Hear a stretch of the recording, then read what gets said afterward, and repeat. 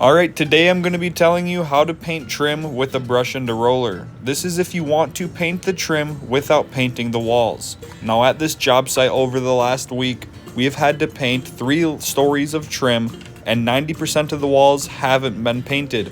Now as you can probably assume, these walls are being painted. So I can mess up a little bit and it's no big deal. But what you guys want to do is you want to take your brush and just glide across the top of the trim and do not hit the wall color. You want to make a straight line. Now, if it's not already caulked in, you guys are going to want to caulk it all in and fill all of the nail holes first. As you guys can see right there at the end of the brush, hold on, I'm about to go over it right there. You guys can see that is a nail hole that I did fill and sand. You guys want to fill all the nail holes and sand them all down smooth. That way when you guys do roll this on, as you guys can see, I'm getting a very smooth finish. Now I have to go through and I have to paint all of the jambs as well. So what I do is I go up one side of all of the jambs, I brush every single area of that in, and then what I do is I take my roller and I roll all of that in. Now this process does take a while if you're not painting the walls, because if you are painting the walls, you should paint the trim first. That way you can get the trim paint all over the walls that you are going to be painting. Then when you paint your walls, you can cut in the wall color and get a straight line this way. This is kind of the backwards way of doing it, but this is exactly what the client wanted because she did not want her walls painted. So a step-by-step process on how you would do this if you were just starting out. You'd want to make sure all of your trim is caulked in. Every area where there is a gap, you want to caulk that in. That way it's a nice and smooth and even look when you have 2 top coats of paint. After everything is caulked in, you want to make sure every nail hole is filled. You want to fill it and sand it down smooth. Nobody likes a bumpy surface, especially on trim. You want it to be smooth.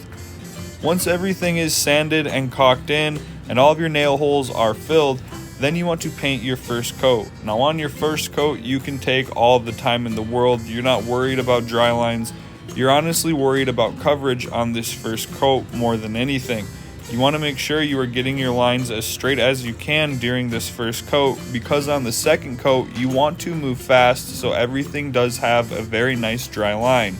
Now when I'm talking about a dry line, when you look down a wall or a piece of trim, you want the shine on it to be consistent. If it is not consistent, that does mean they did stop during the process of painting that piece. Now, as you guys are seeing, I am finish rolling this. When I'm finish rolling it, I'm going down as you guys in the can same see direction right here, the this entire is time. not the straightest That line will in the avoid world. a dry line. I am going to try to straighten it out, but ultimately I was not able to get it as straight as I wanted to because of some of the caulking on there, as well as just the paint line was not going to be straight enough up to my standard of quality. So what I ended up doing is I let this paint dry, I let it sit overnight, I went back, I used some delicate tape, I taped it off, and I just touched it up with my wall paint because I did paint these walls previously, and you will never notice it. But if you do not have the existing wall paint, you need to make sure you guys are taking your time when doing these lines. I would rather have a straight line than a crooked line because I took too much time.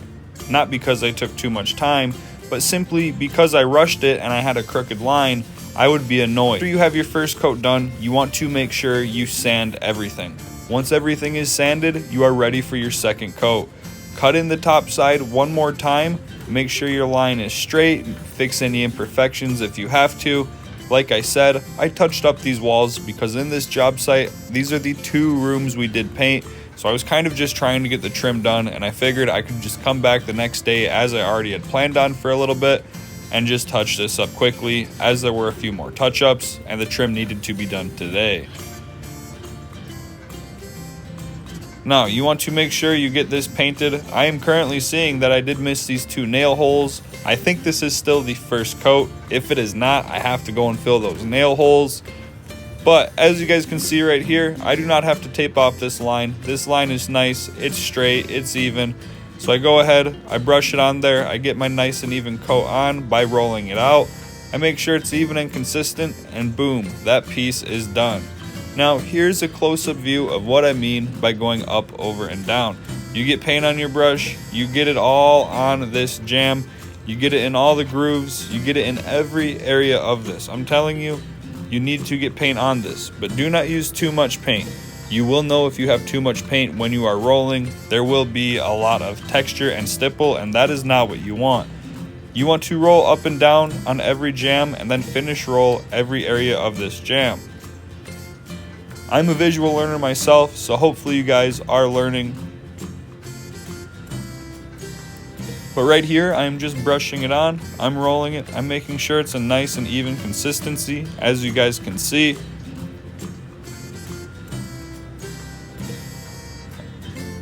And I do this to all areas. I go up, over, and down on the inside, and now I am facing it out. That is a term we use in painting. When I face this out, I'm going to brush all 3 faces. I'm going to cut in all of the sides as well, and then I'm going to roll it out.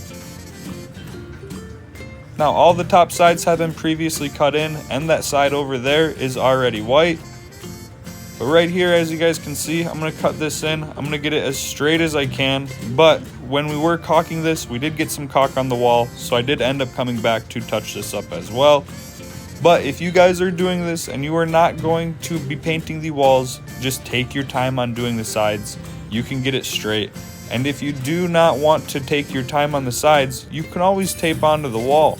By taping onto the wall, it is going to take some time, and it is going to take you guys a little bit more material, but that way you can get a straight line as well. Now, these walls were freshly painted, and I did not want to mess them up. Now, this video was to show you how to do this without trim, because I was not able to tape to these walls, because I did not want to keep peeling away paint as I had tried to while painting the accent wall. But if you do have tape and you are able to tape, I would definitely tape it. But if all you have is a brush and a roller and no tape for the walls, then this is how you would do it, as you guys are seeing. Thanks for watching.